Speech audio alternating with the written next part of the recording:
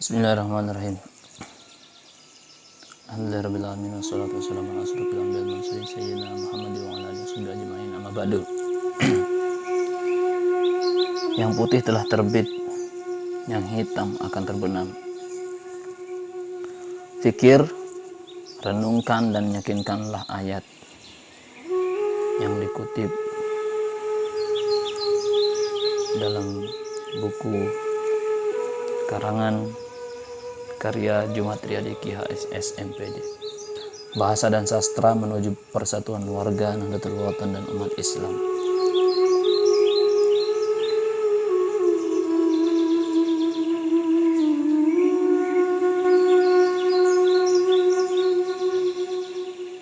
A'udzu billahi minasyaitonir rajim.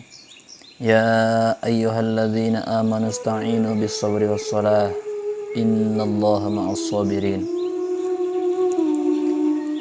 Hai orang-orang yang beriman, jadikanlah sabar dan salat sebagai penolongmu. Sesungguhnya Allah beserta orang-orang yang sabar. Quran Surat Al-Baqarah, surat kedua ayat 153. Ayat ini juga telah disampaikan oleh Bapak Maulana Syekh dalam pengajian beliau.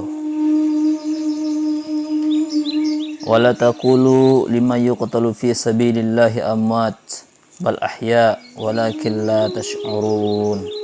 Dan janganlah kamu mengatakan terhadap orang-orang yang gugur di jalan Allah bahwa mereka itu mati.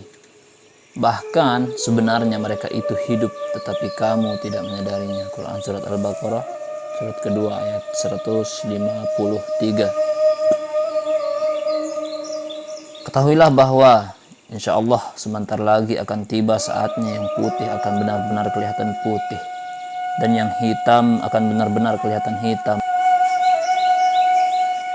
bagai hitam bendi, putih-putih sadah.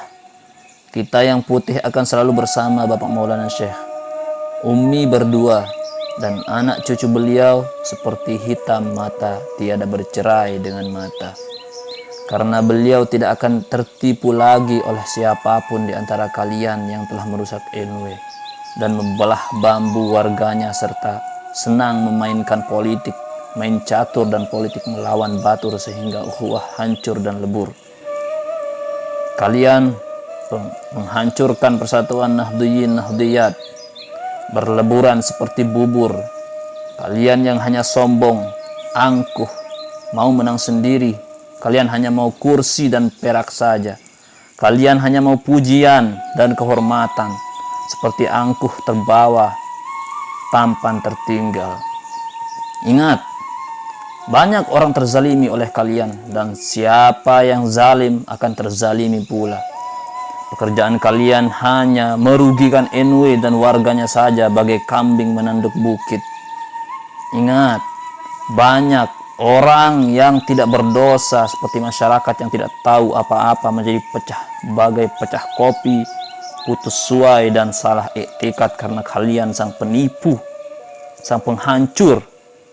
Bukan saja masyarakat yang kalian tipu, kalian juga mampu menipu para guru, ustaz, ustazah, dosen, tokoh agama, tokoh masyarakat, bahkan tuan guru pun kalian tipu sehingga mereka lemah, tak mampu berbuat apa-apa bagai sakit menimpa, sesal terlambat, atau seperti layang-layang putus, berserah diri kepada nasib karena sudah tak berdaya. Dengan perpecahan yang terjadi, banyak tokoh dan warga NW yang sakit kronis, tidak tegur sapa, sukar obatnya.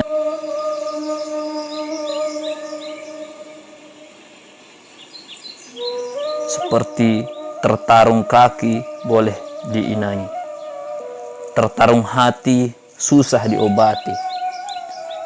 Tipuan kalian terus saja dilancarkan bagai terapung tak hanyut, terendam tak basah.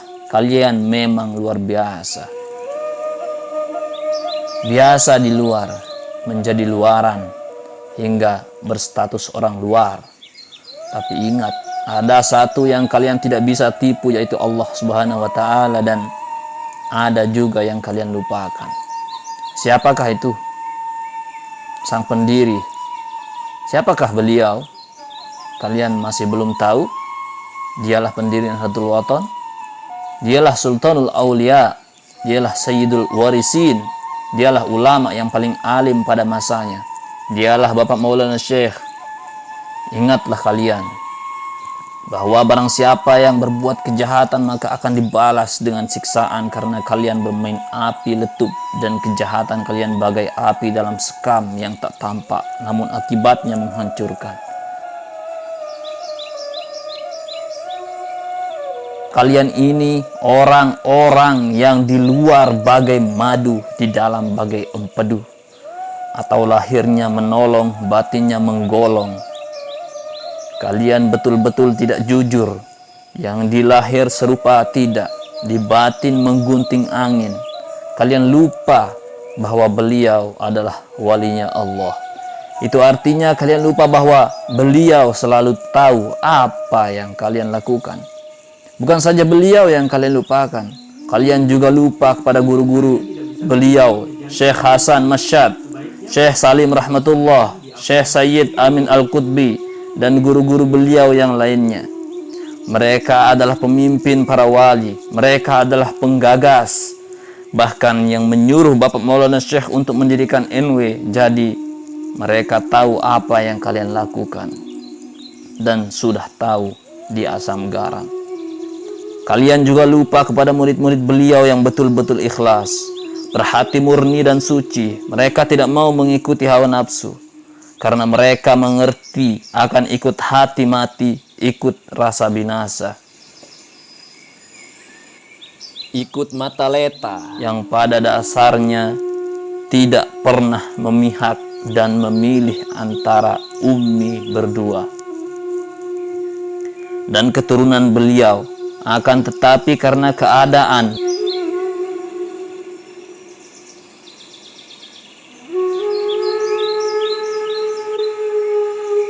mereka berada di salah satu di antara keduanya, laksana buah si malakama.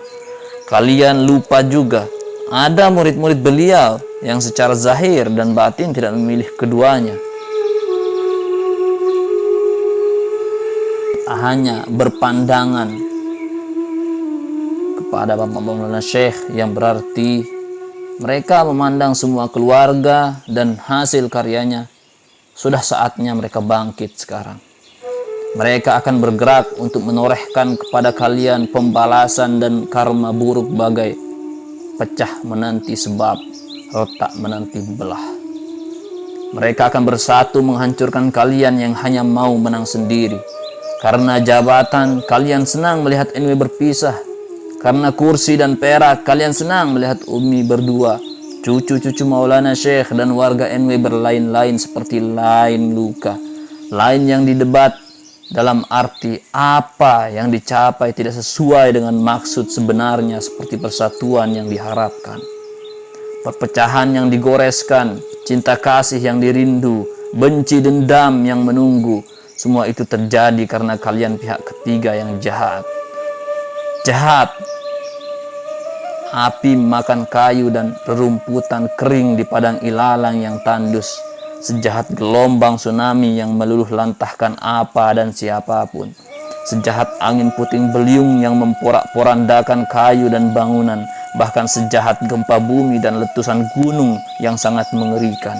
Senjata kalian yang terdahsyat adalah fitnah bertambah gunjingan, berbilang hasutan, berbuah saling tabrak, akhirnya berefek berpisah, berlainan, beraren-aren, bertangga-tangga, berserakan terus-menerus sejalan dengan tumpukan harta, tahta, dan hawa nafsu yang bertunas di pot bunga yang ditempatkan di pelataran rumah kalian, yang dikerumuni setan-setan gagah dan cantik, indah dan menawan, namun menyesatkan dan menyengsarakan.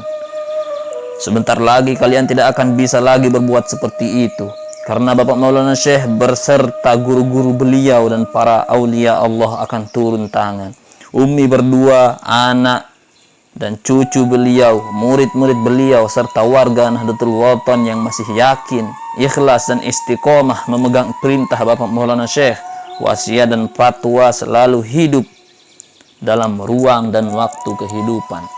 Mereka akan selalu hidup dalam kemanfaatan seperti hidup kayu berbuah. Hidup manusia biar berjasa. Mereka hidup sandar bersandar, umpama air dengan tebing. Mereka hidup tak karena doa, mati tak karena sumpah. Mereka selalu hidup di kandung adat, mati di kandung tanah. Mereka semua akan berusaha dengan maksimal supaya NW bisa bersatu. Telah nampak pada mereka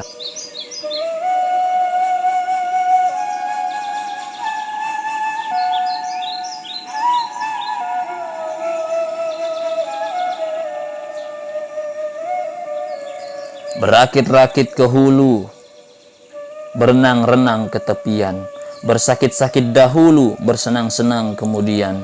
Mereka semua akan bersatu menghancurkan kalian. Mereka akan bersatu kalau udah saatnya nanti, dan tulisan ini adalah salah satu yang akan mengawalinya. Harapan dan doa, tidak akan ada lagi yang berbicara perpisahan, akan tetapi akan terdengar kata-kata, semua ini ada hikmahnya. Tidak akan ada lagi yang berbicara perpecahan, akan tetapi akan terdengar, semua ini adalah pengembangan. Tidak akan ada lagi suara yang memihak Ummi Rauhun atau Raihanun dan anak cucu mereka, akan tetapi suara yang akan terdengar adalah kita kembali ke pendiri Bapak Maulana Syekh. Kalau sudah seperti itu, maka otomatis kita sudah memihak kepada yang sebenarnya, yaitu Bapak Maulana Syekh. Itu juga berarti memihak kepada Ummi berdua, dan tidak akan terdengar lagi suara yang menggaung, mengagung-agungkan salah satu dari anak cucu beliau, karena masing-masing mereka mempunyai kelebihan dan kekurangan. Tidak akan ada lagi yang fanatik buta, fanatik tuli, dan fanatik bisu 1000 juta. Mereka akan semakin mengerti akan adat penghulu berpadang luas, beralam lapang, karena akan menjadi pemimpin yang sabar, banyak pertimbangan, serta arif bijaksana. Mereka juga akan semakin mawas diri dalam menghadapi ujian selanjutnya, karena memang begitulah hidup, selalu berada dalam adat pasang turun naik. Tiada yang tetap, selalu silih berganti, terutama tentang nasib, rezeki, dan peruntungan seseorang. Karena pemahaman tersebut, mereka tidak akan mau lagi dibodohi oleh kalian yang hanya mau jabatan, carmuk, pura-pura pejuang, tapi pada hakikatnya membuang seperti beruang mencari uang, bersorak bersama udang. Wahai para anjum-anjum Nahdlatul Wathon, waspadalah terhadap orang-orang yang dari luar nampak jujur tapi berhati jahat seperti bulat persegi, bersanding melukai. Orang-orang yang mendekat untuk menduduki jabatan di organisasi dan birokrasi hanya untuk menunggangi NW dan mendapatkan keuntungan daripadanya. Mereka hanya penebar janji palsu yang sudah usang, karena mereka hanya duduk berkisar, tegak berpaling. Mereka tidak pernah berpikir tentang keadaan NW dan pendirinya, apalagi tentang keadaan masyarakat yang sudah terbiasa susah, miskin, dan sengsara karena keuangan mereka seduit dibelah 7. Merekalah yang terkena kalau tak berduit, kemana pergi tercuit-cuit karena tak punya apa-apa. Keadaan masyarakat bawah seperti ini tidak pernah mereka pikirkan, padahal mereka mengerti bagaimana rasanya orang yang dalam kesusahan, dihantui masalah dan beban, apalagi terkena beban hutang yang menumpuk karena kebutuhan meningkat, penghasilan menipis. Wahai para pemimpin yang tidak sadar atau sengaja menjadi perusak dan pihak ketiga, kalian hanya enak duduk di kursi dan jabatan, namun tidak pernah dengan serius berupaya menyatukan keadaan.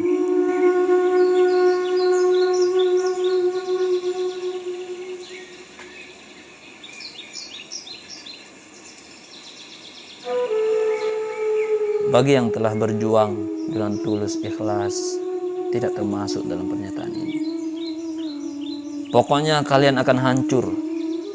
Kalau kalian bersembunyi, Allah sendiri yang akan turun tangan karena perbuatan kalian yang memecah belah umat. Terbukti sekarang. Ya kan? Kalian sedang susah, tidak pernah bahagia, bahkan kalian dalam keadaan sakit, tidak enak badan, kalian mati rasa, resah, gelisah, dan lain-lain. Pokoknya banyak penyakit yang aneh yang kalian rasakan yang membuat kalian bingung. Apa sebabnya? Karena datangnya secara tiba-tiba tanpa ada sebab akibat kemunculannya. Apalagi ada kabar berita sebelumnya, nampaklah pada kalian penyakit datang seperti ribut, pergi seperti angin. Walaupun banyak harta benda yang kalian miliki, yang dengan sebab itu kalian dengan mudah membeli makanan yang enak-enak dan barang-barang yang mewah-mewah.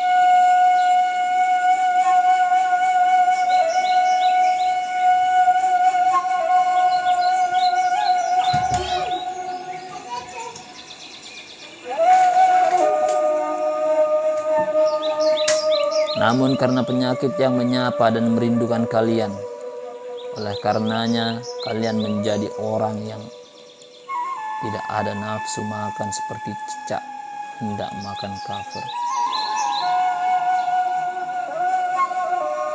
Sadar tidak sadar, ini semua adalah awal bukti dari balasan Tuhan kepada kalian.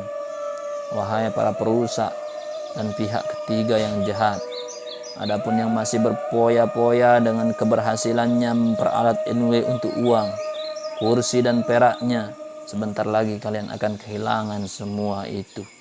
Karena sudah tidak ada lagi jalan kalian di NW, sebab Umi berdua beserta anak-anak beliau sudah sadar dengan tipu daya kalian yang tak berujung, tak berpangkal, dan tidak akan ada lagi yang memberikan jabatan kepada kalian semua.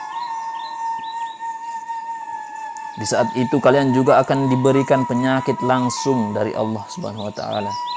Percaya maupun tidak, silakan saja. Tunggu kehancuran kalian.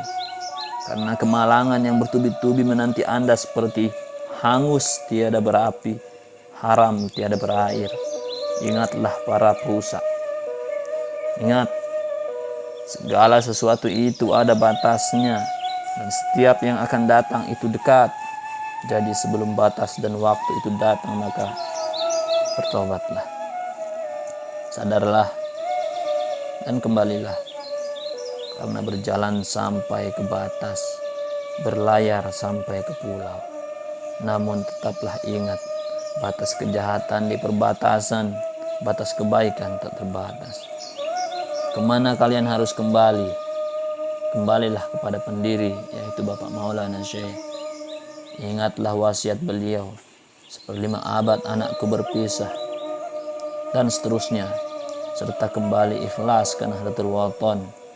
Kalau kalian bisa menghitung 1/5 abad itu sudah tiba, apa artinya kalau sudah waktunya Umi berdua, anak cucu, para murid-murid, para tuan guru, ustaz-ustazah, dan warga Nahdlatul Wathon akan kembali bersatu dipimpin oleh murid-murid beliau yang dulunya mungkin tidak pernah disebut kelebihannya oleh Bapak Maulana Syekh, atau sekarang tidak nampak, tapi pada hakikatnya mereka lah murid Bapak Maulana Syekh yang sejati. Karena tanpa mengharapkan sesuatu, mereka berjuang tegak lurus, tak tergoyahkan oleh situasi dan kondisi, tak terpengaruh oleh kursi dan perak, tak terpedaya oleh jabatan dan uang. Mereka tegak pada yang datang. Janji-janji mereka ditepati, ikrar dimuliakan, atau adat diisi, janji dilabuh. Jelaslah bahwa yang putih tidak bisa bersatu dengan yang hitam, karena adat, budaya, serta bahasa antara yang putih dan yang hitam tetap berlainan walau pada asalnya sama, seperti whiteboard dan blackboard. Wahai para perusak dan pihak ketiga, tersadarlah dan kembalilah dengan kerelaan. Ubahlah warna hitammu menjadi warna putih. Lakukan dengan penuh kesadaran dan kesabaran. Jangan khawatir terhadap kekurangan dan rizki yang akan kalian dapatkan, karena berani meninggalkan kebiasaan menunggangi NW dan Islam demi tercapainya cita-cita dan nawacita duniamu. karena di balik niat sucimu untuk berubah dan bertaubat terdapat cahaya yang akan membimbingmu menuju ampunan ilahi Rabbina Allah Ta'ala. Perbaiki kesalahanmu dengan berbuat baik, memberikan sebagian hartamu, serta menyisihkan rezeki, tenaga, dan ilmumu untuk perkembangan dan kemajuan Nahdlatul Watan dan Islam. Lalu kemudian ambillah kelapangan yang telah dijanjikan Allah Subhanahu wa Ta'ala melalui firman-Nya, liyunfik dzu sa'atin min sa'atihi wa man qudira 'alaihi rizquhu falyunfik mimma ataahu Allah la yukallifullahu nafsan illa ma ataaha sayaj'alullahu ba'da usri yusra. Hendaklah orang yang mampu memberi nafkah menurut kemampuannya, dan orang yang disempitkan rezekinya hendaklah memberi nafkah dari harta yang diberikan Allah kepadanya. Allah tidak memikulkan beban kepada seseorang, melainkan sekadar apa yang Allah berikan kepadanya. Allah kelak akan memberikan kelapangan sesudah kesempitan. At-Talaq ayat 7. Kemudian mari kita sama-sama mengingat Allah Subhanahu wa Ta'ala dan bertaubat, karena Allah sangat senang kepada hambanya yang selalu berzikir dan bertaubat. Nabi pun pernah mengatakan,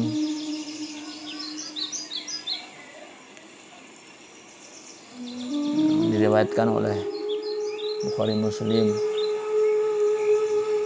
hadis Abi Hurairah radhiyallahu anhu qala Nabi sallallahu alaihi wasallam yaqulu Allah ta'ala ana 'inda dhanni 'abdi bi wa ana ma'ahu idza dzakarani fa idza dzakarani fi nafsihi dzakartuhu fi nafsi wa in dzakarani fi mala'in dzakartuhu fi mala'in khairum minhum wa in taqarraba ilayya bishirberin taqarrabtu ilaih zira'an wa in taqarraba ilayya zira'an taqarrabtu ilaihi ba'an wa in atani yamshi ataituhu harwala. Abu Hurairah radhiyallahu anhu berkata, Nabi pernah bersabda, Allah Subhanahu wa Ta'ala berfirman, aku selalu mengikuti prasangka hambaku. Aku selalu mengikuti persangkaan hamba-Aku kepadaku, dan aku selalu menolongnya selama ia ingat kepadaku. Jika ia ingat atau berzikir kepadaku dalam hatinya, aku ingat padanya dalam diriku. Bila ia ingat padaku di tengah-tengah rombongan, aku juga ingat padanya di tengah-tengah rombongan yang lebih baik dari rombongannya. Jika ia mendekat padaku sejengkal, aku mendekat padanya sehasta. Jika ia dekat padaku sehasta, aku mendekat kepadanya sedepa. Bila ia datang kepadaku berjalan, aku datang kepadanya berlari. Dalam hadis lain, Anas radhiyallahu anhu berkata, Rasulullah SAW bersabda, Allah lebih senang menerima taubat hambanya melebihi gembiranya seorang yang menemukan ontanya yang telah hilang di hutan yang jauh.